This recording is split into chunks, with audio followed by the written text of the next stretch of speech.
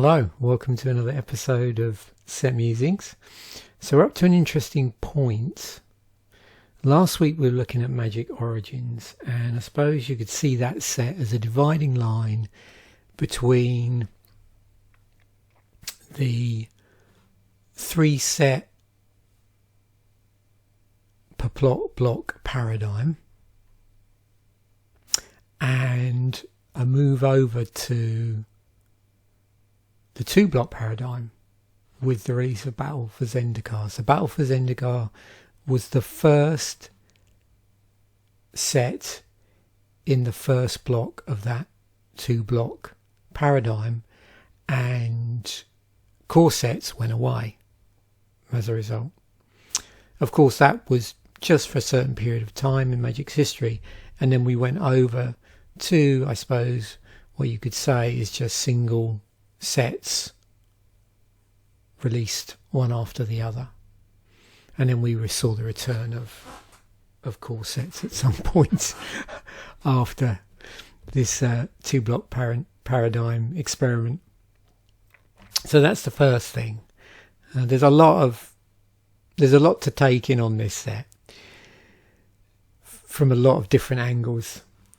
Now, obviously I'm going to go through the usual slicing and dicing, but I thought what I'd do is up front, I get all the confusing bits out of the way up front, because there is a lot going on. So you can see up here it's got 299 cards, and what that actually is it's 274 cards plus additional 25 full art basic lands, which are versions of the regular basic lands. So you have 274 cards, which is 101 commons, 80 uncommons, 53 rares, 15 mythic rares, 25 basic lands, which would indicate that there were 5 pieces of artwork for each of the 5 colours of mana, and then 25 full art basic lands as well. And those 25 full art basic lands, they turned up in what were, I think, still referred to as fat packs at the time, and now referred to as bundles. They turned up in booster packs, but not in the intro packs. And I think as a consequence of them turning up in the fat packs actually got quite difficult to get hold of once everybody realised there was going to be full art in there. So that was one particular thing. Something else to note is we had the appearance of these expeditions, which you could argue act as a foreshadowing for something that was later referred to in a different way. And the expeditions, I suppose, then went on to reappear later in Magic set history, if you like, but under a different name. But similar principle, where you're sort of inserting these premium cards into the set, which technically are not part of the set. And these expeditions, the Zendikar expeditions, obviously had new artwork set on Zendikar, and they appear slightly more often than premium mythic rares. So you just need to think, okay, they're in that mythic slot, if you like.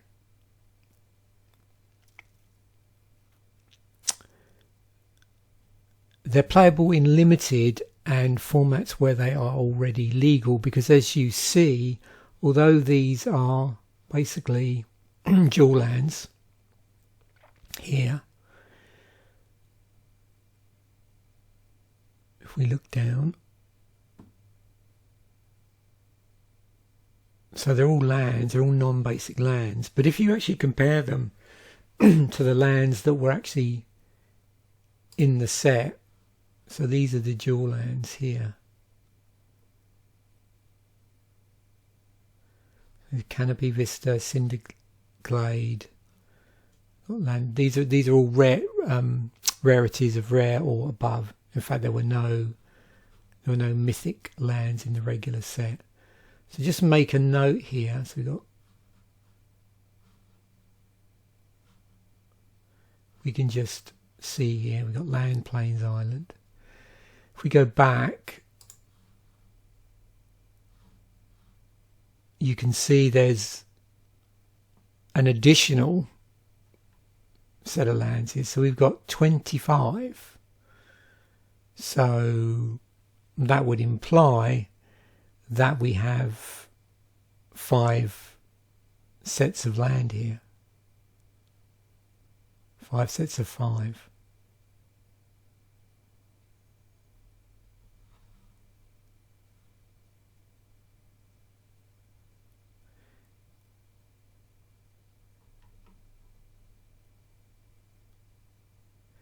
And of course, as I've already pointed out, when you compare it to the dual lands here that are available, so Canopy Vista, Cinder Glade, Prairie Stream, Smouldering Mass, Sunken Hollow, there's only 5 of those in the set itself. And you'll also notice here you've got a couple of lands that turn into creatures, which again are not in these sorry, jumping ahead there, not in the Battle for Zendikar expeditions. Now the expeditions spread over into the following set, and you'll notice they have the same expansion number, but they start off, or expansion code, they start off with a number after the preceding set. So they're sort of seen as a whole set in and of themselves. And so what becomes apparent looking at this is, of course, these are, I suppose you could say, like hard to obtain lands from Magic's history.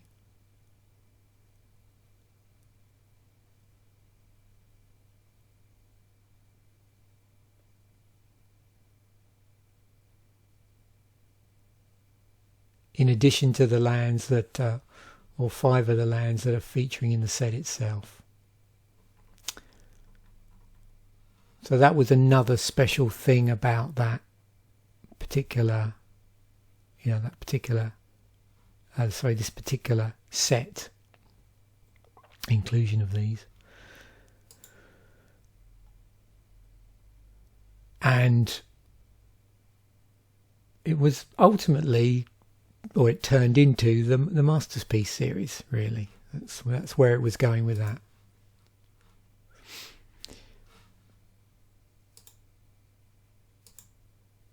Also, there were quite a number of promo cards as well in the set, like 89 promo versions of cards that were in the set.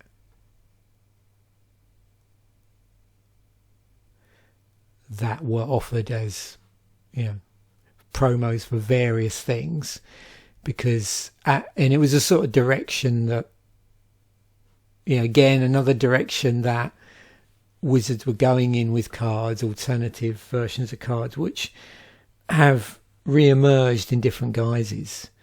So there were a load of cards for the pre-release. There was a launch promo, which was Blight Herder. There was a game day full art Stasis Snare. There was full art Radiant Flames. There was Buy a Box Runer's Path. But you'll notice a lot of these, as we scroll down, have the these dates on them.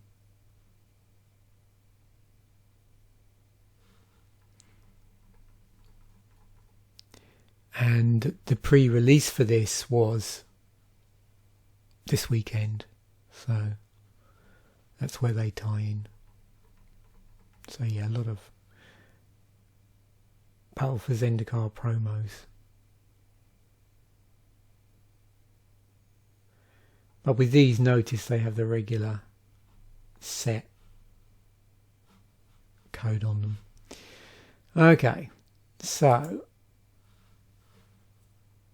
before we start to look through and start through reprints versus new cards, just to what to expect. So themes and mechanics: allies, elementals, colorless matters, exile interactions. So there's a lot more ability to interact with the exile zone, which is a pretty unusual thing to be able to do in Magic up to that point.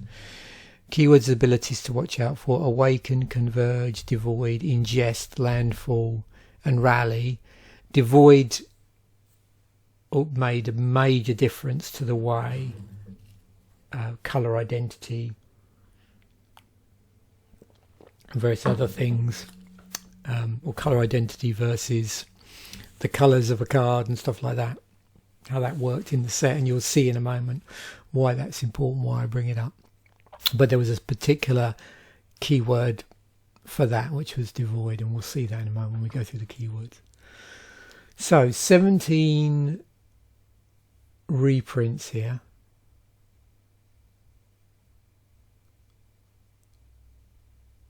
I think we can see that.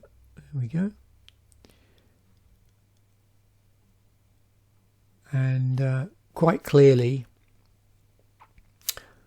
a number of these have different artwork to better reflect the theme of the set. And then we have 232 cards which are new. And again, if we just scroll through the first part of this, you'll see, not surprisingly, the artwork is styled to reflect the themes of Zendikar.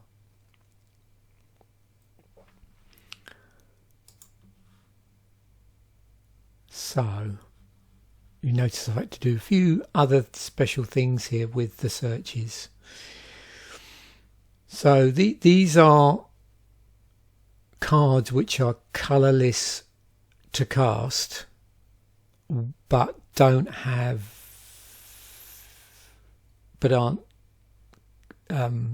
anyway, it's interesting. If you do a search in here with colour 0 and you don't take out the devoid cards will appear in here in this search in Scryfall. So you can see in this set, another set, where it's broken outside of the fact that normally artifacts are the only colourless cards in a set, and we have Eldrazi here. And you'll see why I bring up devoid in a moment. So we have 55 cards, which, if I can just try and show you what happens here if I do this. So if you do this search in Scryfall without including devoid, it will include any cards that have no colour, even though there's a colour in the casting cost. So that includes the cards that I've previously looked at.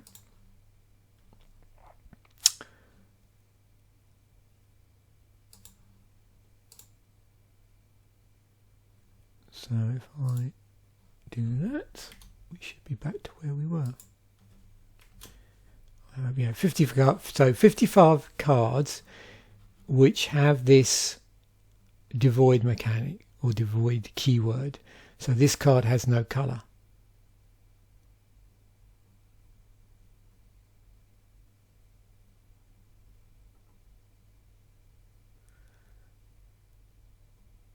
Even though there's a colour in the casting cost, or colours in the casting cost. So then we move on to the monocolour cards. There's 135 of those. And there's 14 two-colour cards, which I'm sure we'll revisit later. Or some of these, because you might notice that some of these are legendaries. In fact, you've got, I think, 3 legendary creatures and 1 legendary planeswalker, and the rest are 2 colour uncommons, but we'll revisit those in depth. So 27 creature cards in white that have white in the casting cost. Now, again, we have to be a bit mindful with the searches in Scryfall, because we have the devoid mechanic as well. So that would, exclude devoid creatures. But as you'll see, the devoid mechanic tends to be applied to certain types of creatures. So what do we got in white? So we've got angels, allies. Remember I said allies are a thing. Cause. So if you're familiar with original Zendikar, you'll probably recognise a number of creature subtypes that were predominant in certain colours in Zendikar. And then we move on to the bottom here, and you've got the 2 colour cards that have white in them. But again, you can see a high number of allies as a creature subtype, and quite a number of cores. We move into blue. Now this is interesting. This was 27, this is 8, and that's because there were a number of cards which had blue in them that were devoid. So we will be getting back to devoid in a moment for a closer look, and we can look at some of the tribal aspects of that. So what do we have in the remainder? Not a lot really. We got some merfolk, again some allies, a fish, a sphinx, and then a couple of 2 colour cards. Moving over to black, again 14, so that would maybe give us some clue that some of this stuff it has been grabbed effectively by the devoid slots, but we'll see. So we've got, we're in black, we're on Zendikar, so vampires and more allies. So allies, probably no surprise, seeing as it's such a big feature of the set. We'll probably see them across all colours.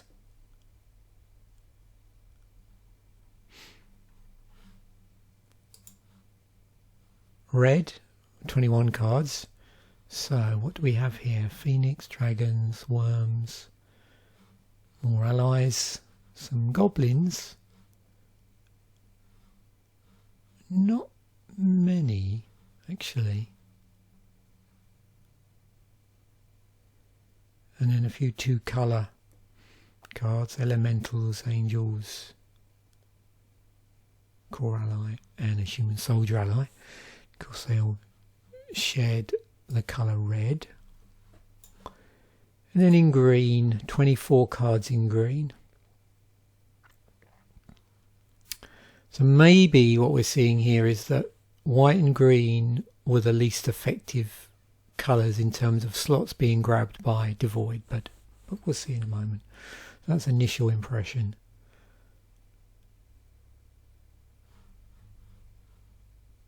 Okay, we're in green. I would anticipate seeing quite a few elves, but I don't know if that... Oh yeah, here we go. So allies again as well. Some elementals, beasts, elves, and also the subtype allies. And yeah, we see that to some degree reflected in the 2 colour creature subtypes as well. Big stuff. So spells that cost more than 6 to cast. Got 13. So probably no surprise to see that in a set which clearly is featuring Eldrazi in here.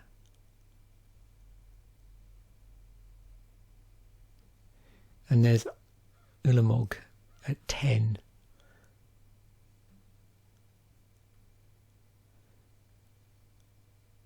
We have one maybe looks like one large devoid card.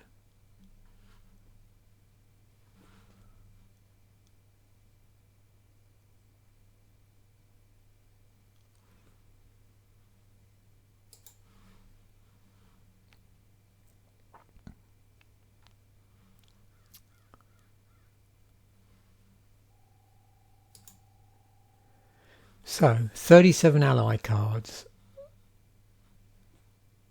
and you can see what we have here is it's basically just got a creature subtype of ally in it. There is an interaction between ally and rally, which we'll get onto in a moment, but at this moment it's just really looking at what is the breakdown across the colours. You can see we've got quite a number of large quite a large number of white cards that have the creature subtype of ally. We've got a couple of blue, some black, a few reds, and some greens there, but mainly looks like white, and then quite a few two-colour allies.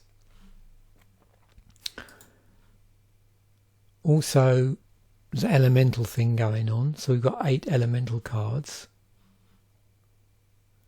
You can sort of see here, looks like we might have, I don't know if we've got a partial cycle or not, we'll see when we get onto cycles. There's also this, it's a 2-colour legendary creature elemental, which cares about other elementals. Shame it wasn't a 5-colour, eh?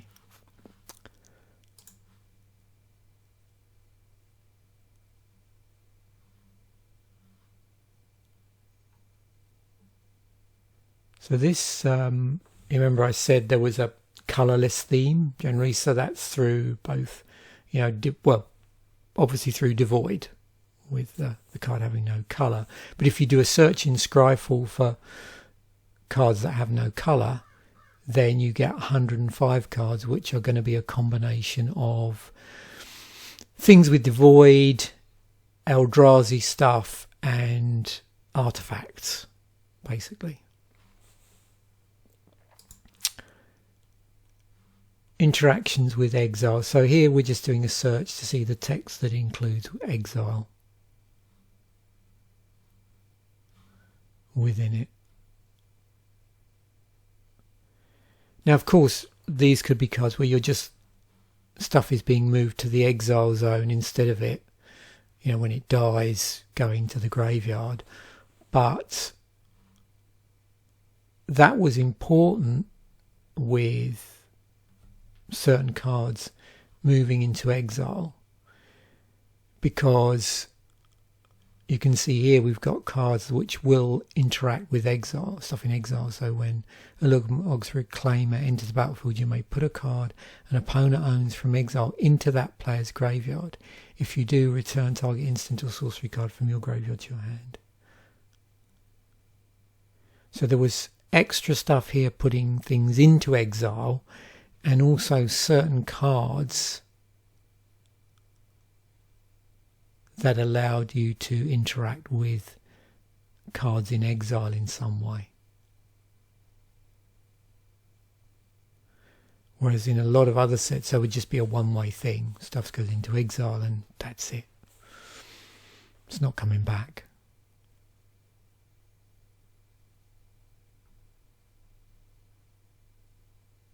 And you can see some of these cards are shifting a lot of cards into exile, while others take stuff out. Awaken. So with Awaken, you can see here, this we use this as an example on Do Rising. We've got 16 of these cards that have Awaken on them.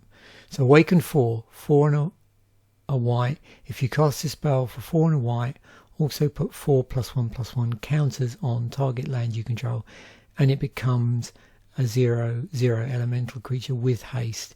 It's still a land. So you're buffing lands and turning them into elemental creatures.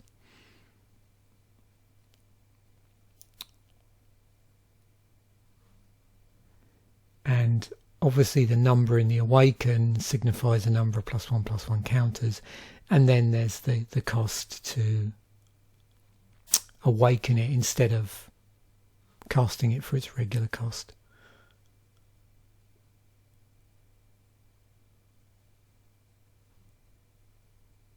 So in addition to whatever effect the card gets, if you choose to cast a spell for awaken instead of its regular cost, then you get this extra +1/+1 effect. Plus there's a card here, for instance, that allows you to return target cards with awaken from your graveyard. So there's at least one card here which just interacts with awaken cards in some way. Converge. So here you can see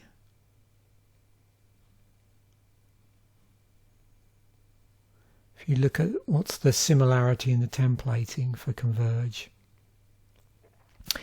and it's the number of colours of each mana spent to cast the card. So for this one you get to put a 1/1 white core ally creature token onto the battlefield for each colour of mana spent to cast United Front. So obviously you could argue that this is going to encourage people to play colours even beyond what they might need.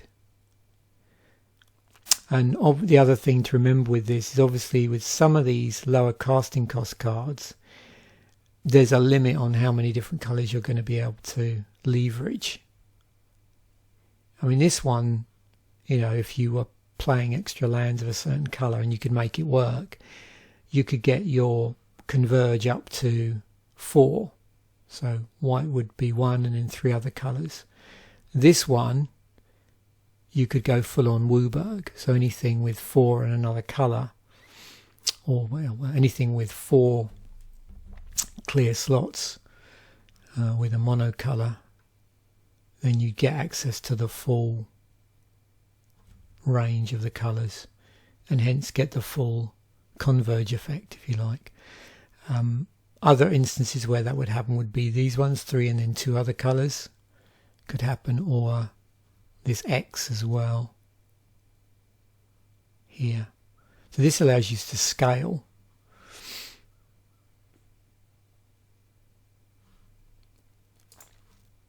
So finally on to Devoid. So basically the card has no colour. That's what Devoid does. It removes the colour from the card. So there's gonna be consequences of that as a result of having no colour on a card, which is obviously dependent on, in the case of you're playing limited, other cards in the set that may or may not exploit that. And I don't mean exploit as in the keyword exploit, but you know what I mean. Have some way of taking advantage of the fact that the card is devoid, even though, of course, you're going to need the appropriate mana to cast this.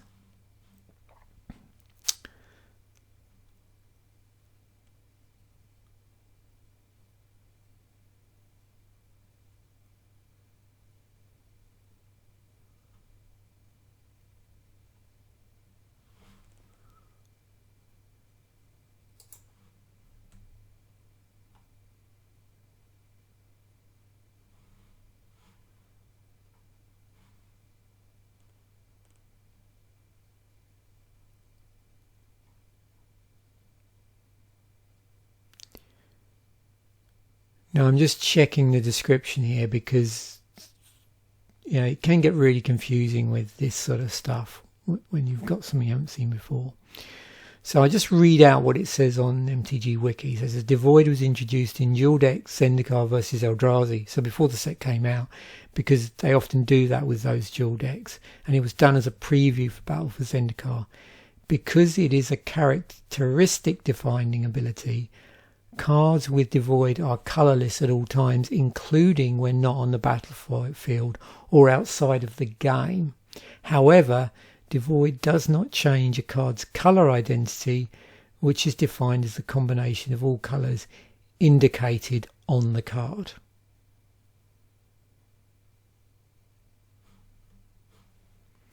So that gives you some clue as to the extra hoops I had to maybe go through when I was doing Scryfall searches, and extra considerations when doing searches for colour versus colour identity.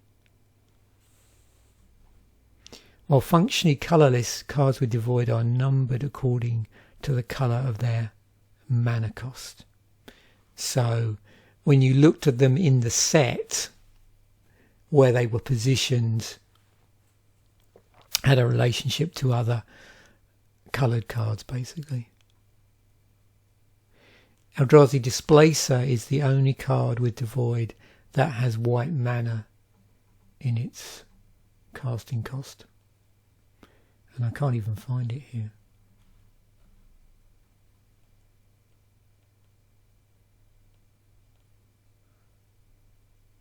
Apparently they had several planned, but they just didn't end up in the set.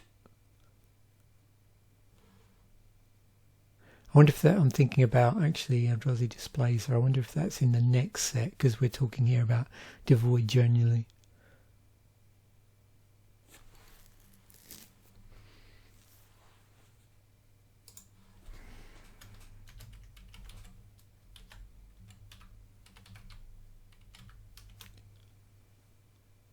Yeah, so not in this set.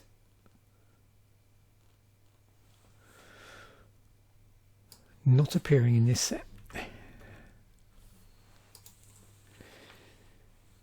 9 ingest cards. So with ingest, whenever this creature deals combat damage to a player, that player exiles the top card of his or her library.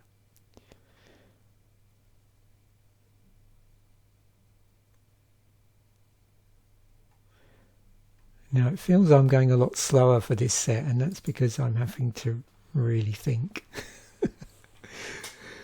Yeah, a lot of stuff in here. 27 cards with landfall. Landfall is something we've been seen before. So whenever a land enters the battlefield and your control, something happens. You can see it's on a number of different cards. We've got enchantments and a variety of creatures.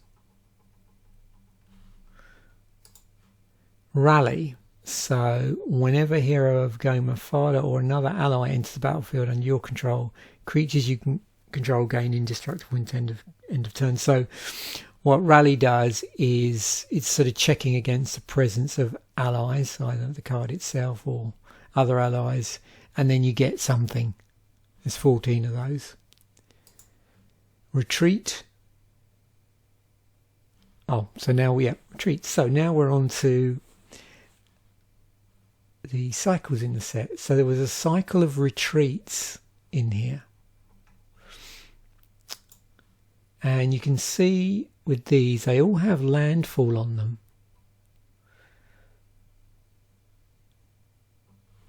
and they're all uncommon, and the landfall trigger is actually modal trigger effect there. You get to choose one. We've got a variety of different things. But of course, as you'll probably notice if you're familiar with the sort of effects that turn up in different colours, you'll see how that's reflected in the modes.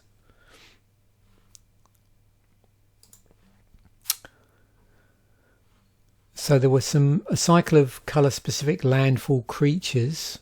So there are 5 rare creatures with landfall that have a magnified effect when a land of their respective basic land type enters the battlefield. Each is named after a location.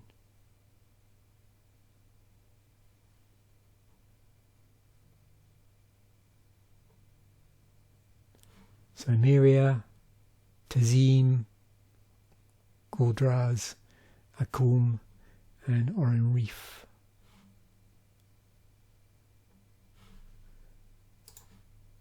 More landfall. So 5 common creatures with a landfall ability that gives them +2/+2. You can see also 3 of them have other things. So the white one's got first strike, the blue one has flying, and the black one has menace. So again, it's landfall. So whenever land into the battlefield under your control, it gets triggered. So in case you haven't gathered already from what we've seen when we were talking about some of the special cards, with being landfall being a thing as well, there's a number of non-basic lands in the set, and those form part of cycles.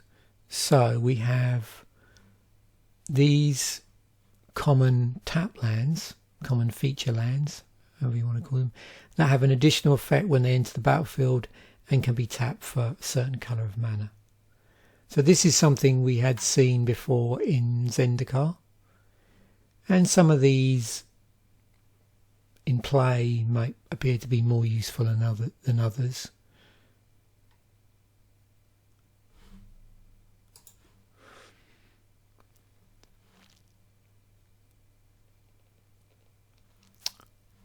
Now, did I accidentally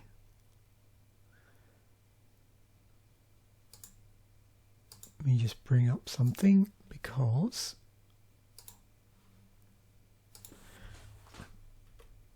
what I'm missing here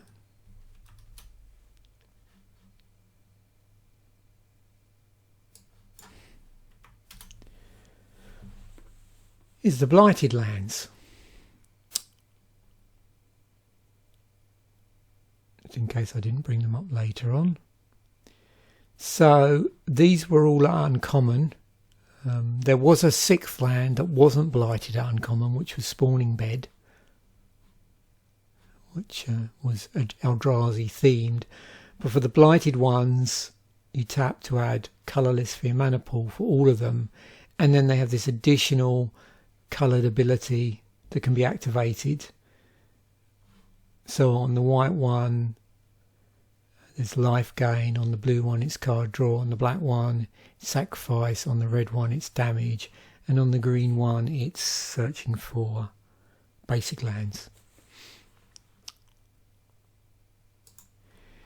Then we had, I suppose you could say, 2 cycles here. You had 5 allied colour uncommons and 5 enemy coloured uncommons. So 10 in total. And often in sets, when you get these sort of 2 colour uncommons, they're often seen or intended as draft indicators. Now, I must admit, I'm unsure in this set if that was specifically the intention as a draft indicator, but certainly that's something that we have seen before in Magic. You'll also notice that a number of these are also devoid.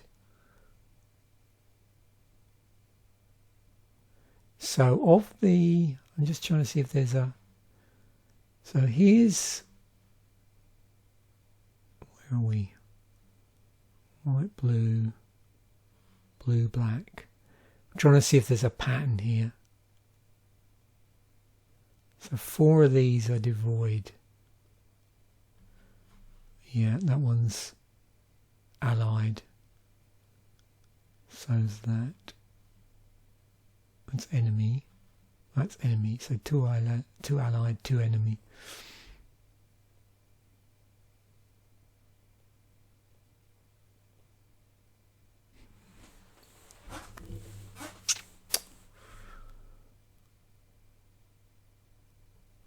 So just so we're clear on this, the allied colour ones are a royal spout, Ulamog's Nullifier, Forerunner of the Slaughter, Grove Rumbler, and where's Grove Tender's Druid? Druid's gone, there we go. Grove Tender's Druid. Grove Tender's Druids. It's a bit of a tongue twister. And then the enemy coloured ones are Drana's Emissary. This is going through in order in Wooburg order. The Herald of Kozilek, the Catacomb Sifter, the Resolute Blade Master over here, and the Skyrider Elf. There's a cycle of 5 allied coloured battle lands, these were called. So they're a rare dual lands that enter the battlefield tapped unless the player controls 2 or more basic lands, so the reverse of the fast lands. As they all have basic land types, they can be fetched by fetch lands and are the third type of land to do so after the original dual lands and shock lands.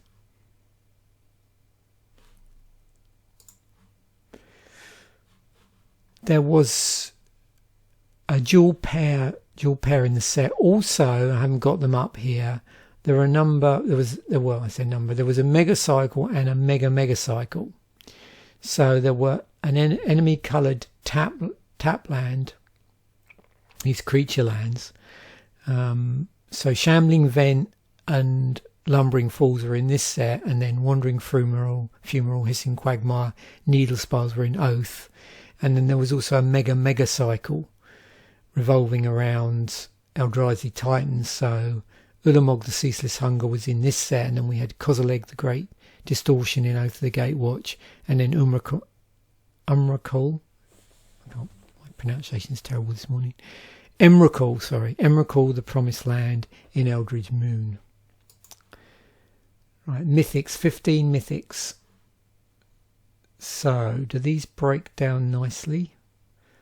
I'm not sure. Sometimes you do get a nice sort of, 5 legendaries, five legendary creatures, 5 legendary planeswalker, and then 5 other things, but I don't think that's the case here. It's a bit all over the map. So, it looks like we've got, 3 planeswalkers here. Yeah. And then the rest of the mythics, so enchantment, sorcery, there's some legendary creatures in amongst this, and then some other creatures, and then these Eldrazi's.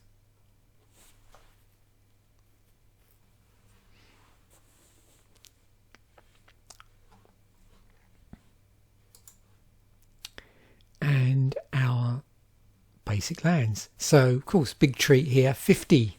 So 5 in each of the colours, and then double that because we had regular artwork and then full artwork. So yeah, this was basic land artwork overkill. And these look really cool, actually. You can see a number of them. You can sort of play Spot the Hedron in them.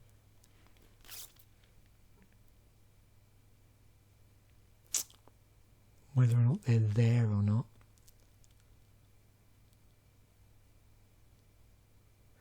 And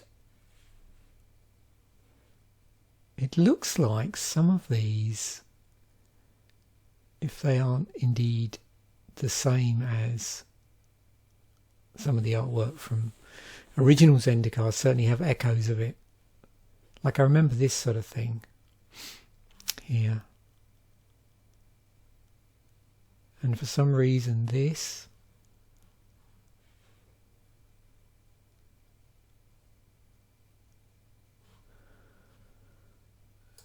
But yeah, super cool. And we got 22 cards that are non-basics. So some of these are cycles we've looked at already. So we can probably work out what are part of the cycles and what aren't. So you'll see we've got the blighted cycle in here. We have that cycle of commons, so that's 10 so far out of the 22. So we have that cycle of commons, which have an interesting enters the battlefield effect. Then we have these, which enter the battlefield tapped unless you control 2 or more lands. So now we're up to 15 here in terms of cards we've seen before. So then at the end we have another 5 down here. Ally Encampment, Evolving Wilds, Sanctum of Ugin, Shrine of the Forsaken Gods, and Spawning Bed. So that brings us up to 20, but what I've skipped over is obviously we've got Shambling Vent, was one of the lands that turns into a creature, and additionally the other one, if I can find it, because I know there were 2 here because it was a mega cycle.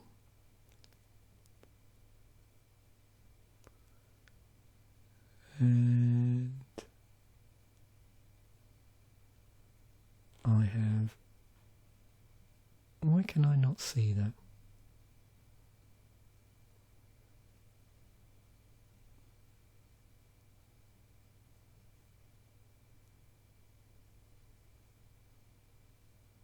Oh, there it is. Lumbering Falls. Yeah, it was there all along. So Lumbering Falls, yeah, they were actually in that order. Silly me. Okay.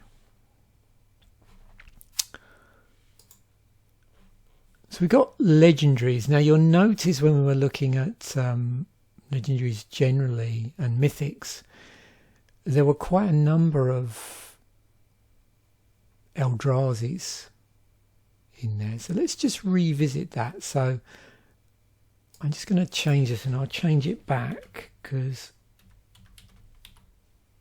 I'm just curious.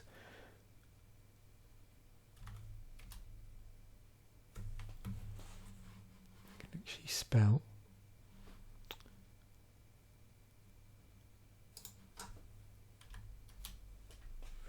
So 51 cards that were actually of the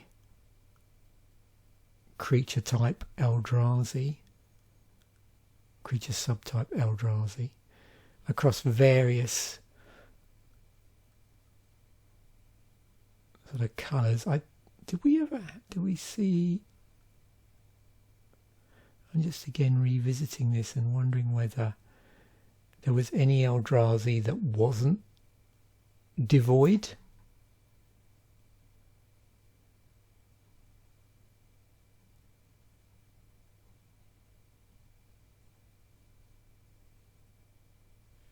Oh, that one wasn't. Oh yeah, here we go. So yeah, these ones down the end are not devoid, which is not surprisingly all the ones that are already colourless. So why would you bother? So yeah, okay, good to know. Now, out of that,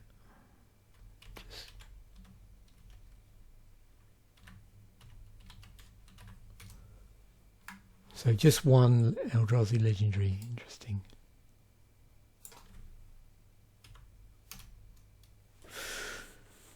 So 9 legendaries in total of planeswalkers and creatures, and we just have one Eldrazi legendary.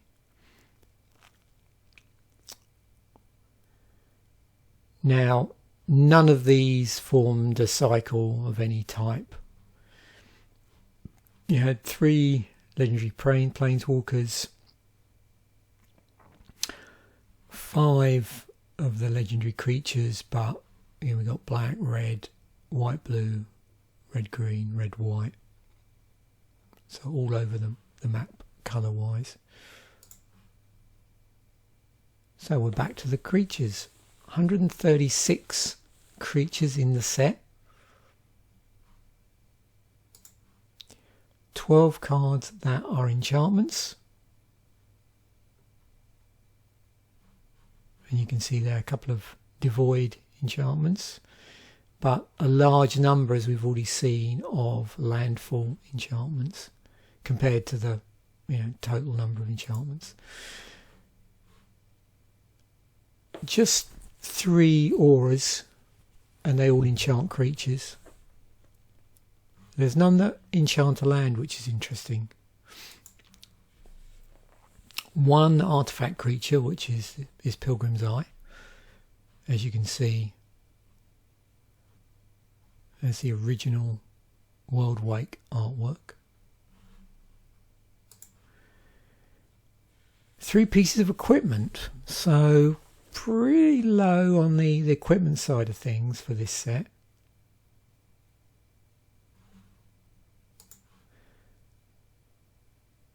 Two just regular artifacts. I wonder if they just didn't have enough slots with all the devoid stuff going on.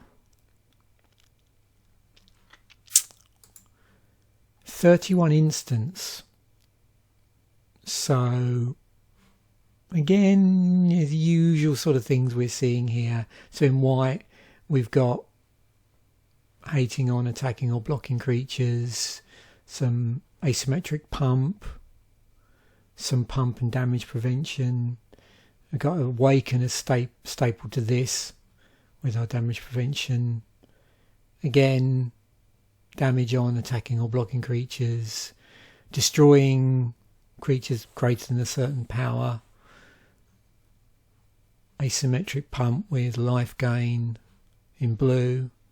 Library manipulation, counterspell, we've got dispel in the set, card draw with converge, shenanigans, counterspell with awaken, card draw, the way that black does card draw with an additional cost, in this case sacrificing a creature, just a single black instant, no instant speed removal in black though.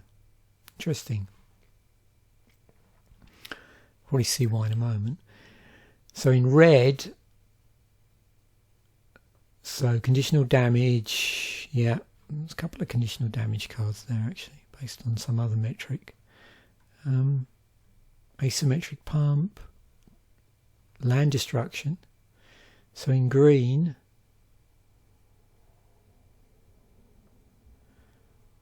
converge with trample, basic land tutoring, flying creature destruction. Just wondering how many times plummet type spells have been printed in sets actually for green. Probably quite a few times. Pump and ability to put a land out. Actually, that's an interesting couple of things to put together. And then we have these devoid cards as well. So although they do have colour in the casting cost, the spell itself has no colour. So we got tap down, counter spell. So these are the devoid blue cards, if that's however you say that. Blue cards with devoid. More counter spell, exile. On power, that's in black. Do we have a... Okay, so it's exiling stuff. Right, in black.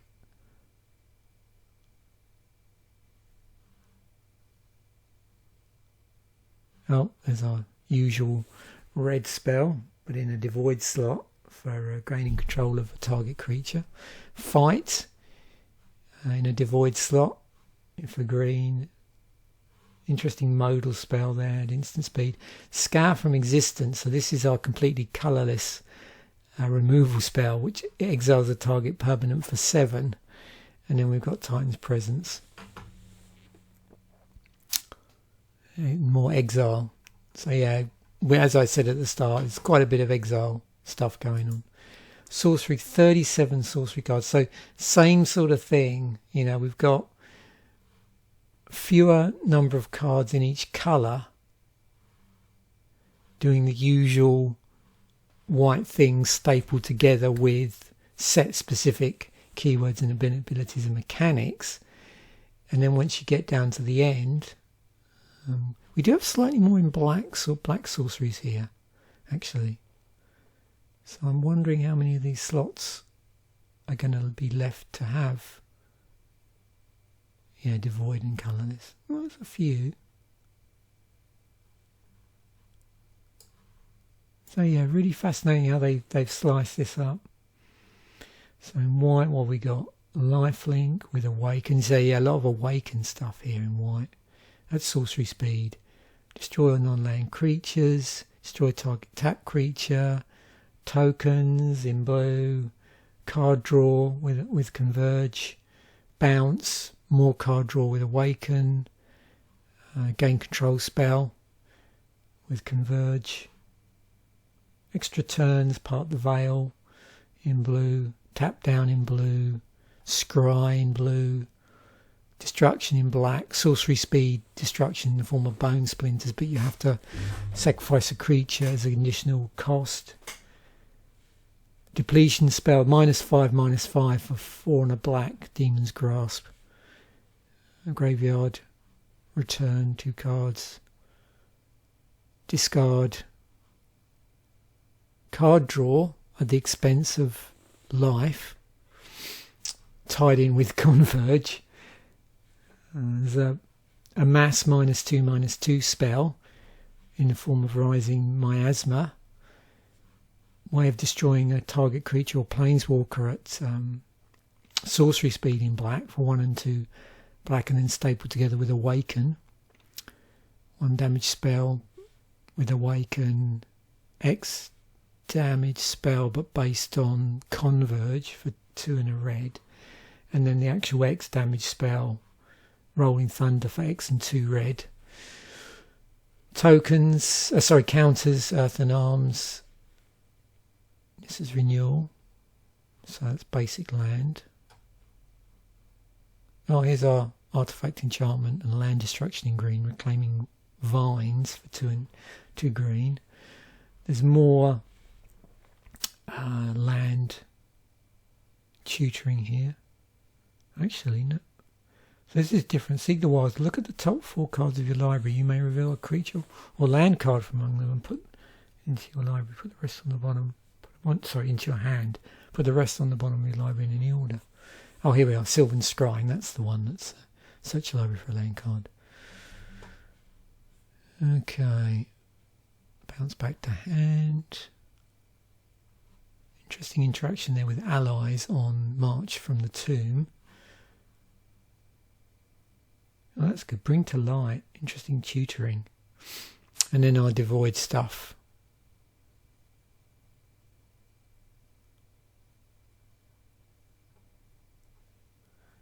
With various effects. Again, a few exile things here.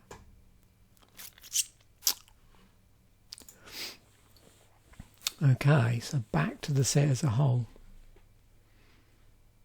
So there's our 299 cards. And yeah, obviously,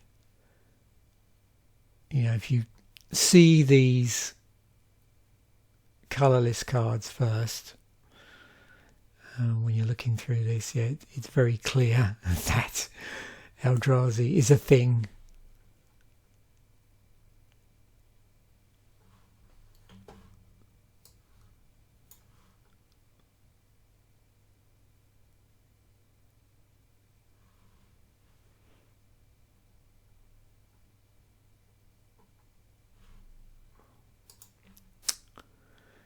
Okay, most expensive card in the set clocks in at around $53. So Ulamog, the Ceaseless Hunger. Voidwinner next up. Wow, big drop there. So 53 down to just over $10. So 3 cards in and we're down to $4. And this is a large set. So, yeah. Wow. Was that 5 cards in and we're already down to $3, I think, if I'm right there. Yep. It's pretty steep drop off there on card prices.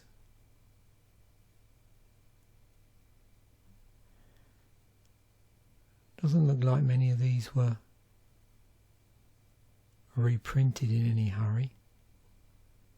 Of course, there's Felidar Sovereign, originally from Zendikar. Vigilance lifelink at the beginning of your upkeep. If you have 40 or more life, you win the game. So yeah, in original Zendikar, that was a mythic. I suppose for that they didn't really need to change the artwork much, did they? Same theme. Resale promos. That must have been one of those Walmart type blister packs, maybe. It was also in the mystery booster.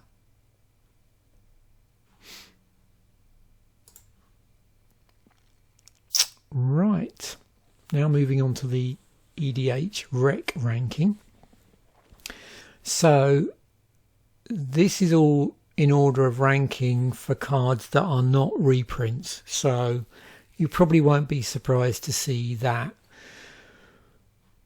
these dual lands, the one at rare, and that come into play tapped unless you control 2 or more basic lands. They're at the top of the pile, along with Zulaport Cutthroat. And then, well, yeah, no surprise, the Blighted Woodland. I thought that might get up there. We've got things like Hedron Archive, the black common utility land, obviously very useful. Graveyard recursion there.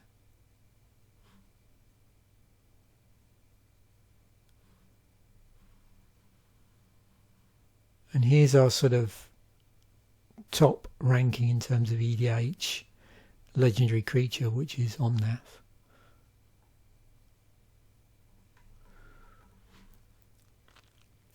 In terms of the reprints, Evolving Wilds is within the set, so yeah, that goes straight to the top.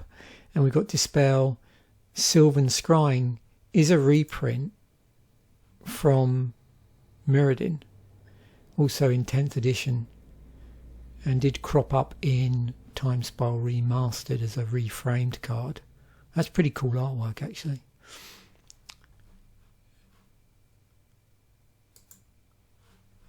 And Dragon Master Outcast, Felidar Sovereign.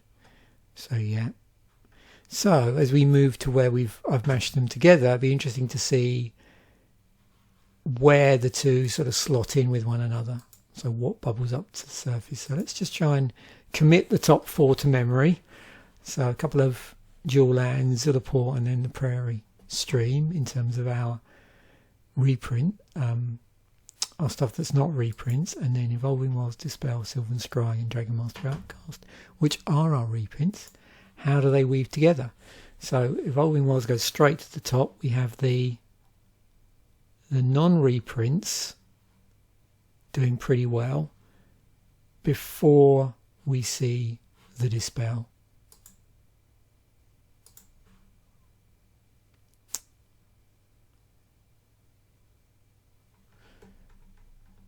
So in terms of the precons in the set, let's just look at the colour breakdown. So we've got, was it 2 allied colour decks, and then I have to just double check all of this, yeah, and then 3 enemy colour decks. The event deck, which they were still doing, is black-green. So let's break that down a bit more. 3 bi-coloured, 2. Oh, yeah. Again, strictly speaking, they're colourless, I suppose. So the white-red one is built around the rally mechanic.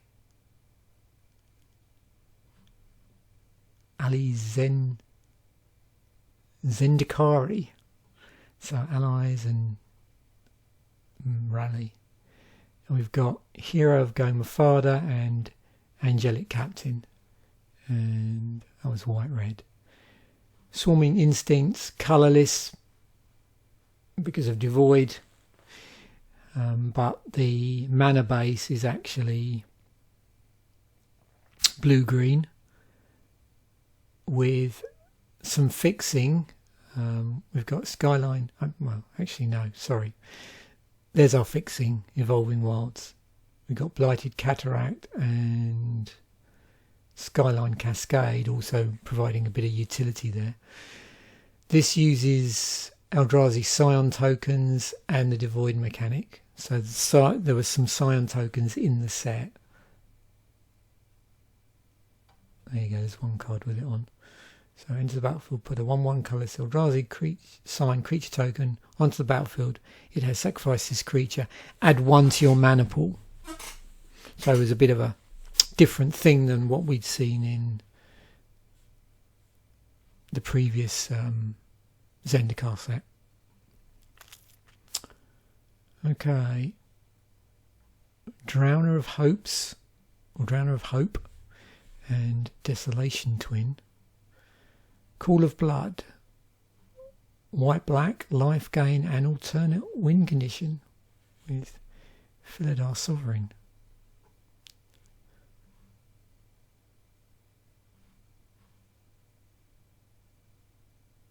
It's funny, you can tell the sets that haven't been reprinted a ton when you go up the MTG wiki article for the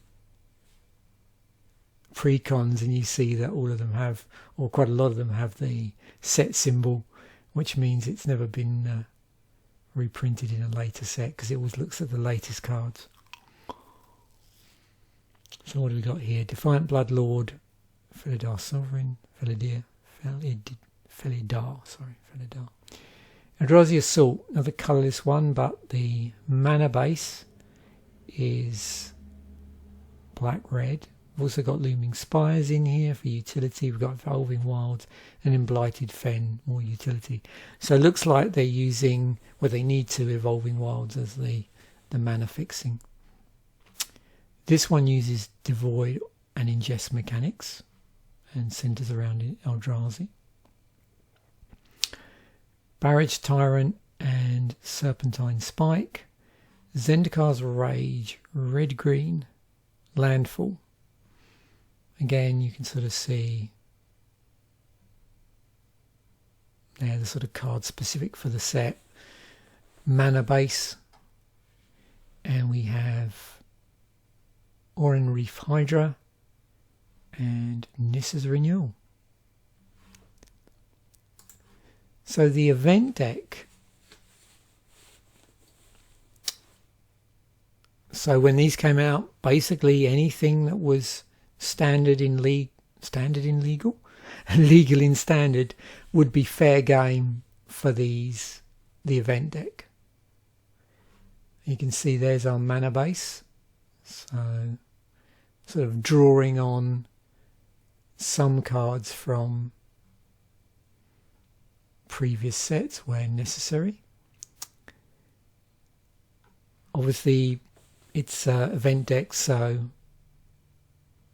we've got a couple of mythics, load of rares, and the ever-present sideboard to deal with whatever the meta was at that time. And this week's Commander Durdle is going to be Omnath. So we got that to look forward to. So thanks for watching. Thanks for sticking by this video, which I suspect was rather a long video. I'll know when I stop the video in a moment. But there was a lot to go on there, and hopefully it didn't get too confusing because I had to jump around a bit as my memory was nudged by other things. Thanks once again for watching. Bye for now, and I will catch you in the next video.